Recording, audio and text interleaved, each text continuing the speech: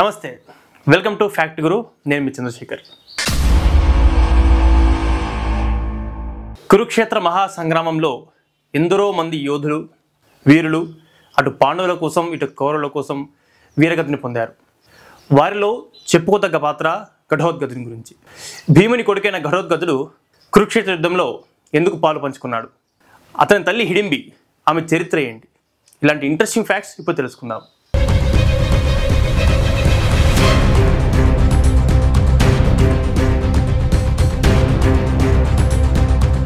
పద్దెనిమిది రోజులు సాగిన కురుక్షేత్ర మహాయుద్ధంలో ఎంతోమంది వీరులు తమ ప్రాణాలు కోల్పోయారు.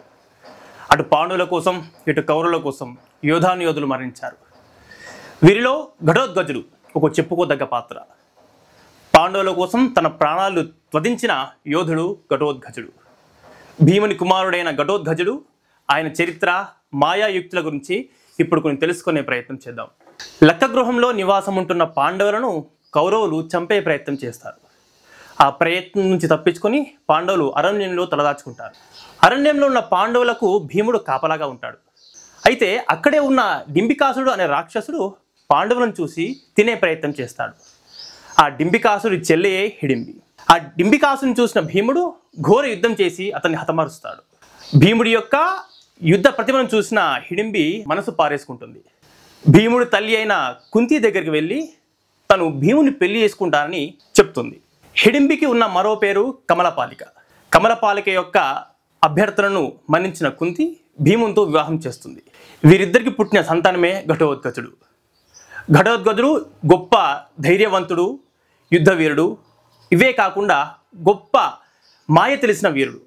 అతని మాయాయుక్తులతో ఎంతోమంది రాక్షసులని, ఎంతోమంది రాజులను కడతీర్చాడు. భీముని శరీరము, భీముని శక్తి కాకుండా తన తల్లి హిడింబి యొక్క మాయాశక్తిని కూడా నేర్చుకున్న ఘటోత్కచుడు కురుక్షేత్ర యుద్ధంలో కౌరవులను తునాతునకలు చేశాడు.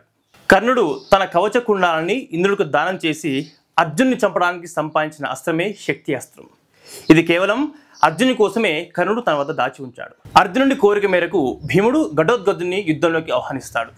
దానికి కారణం అర్జునుడు. కర్ణుని వద్ద ఉన్న శక్తి అస్త్రం అర్జున్ని చంపగలదు.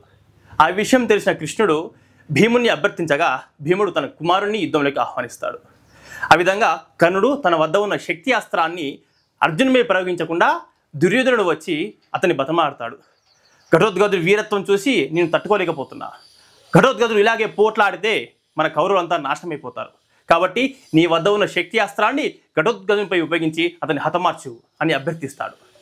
తన స్నేహితుడి యొక్క కోరిక మేరకు కర్ణుడు అస్త్రాన్ని ఉపయోగించి ఘటోత్కచుడిని నేలమట్టం చేస్తాడు. ఆ విధంగా ఘటోత్కచుడు అర్జుని కోసం, తన తండ్రి కోసం వీరమరణం పొందుతాడు. ఇలా కురుక్షేత్ర యుద్ధంలో తన ప్రాణాలు కోల్పోయిన ఘటోత్కచుడి గురించి మరికొన్ని విషయాలు తెలుసుకుందాం. ఘటోత్కచుని భార్య పేరు అహిరావతి. వారిద్దరికి ముగ్గురు సంతానం. ఒకరు మేఘవనుడు, ఇంకొకడు అంజనవనుడు, మరొకడు బార్బరికుడు. ఈ ముగ్గురిలో బార్బరికుడికి ప్రత్యేక పాత్ర ఉంది.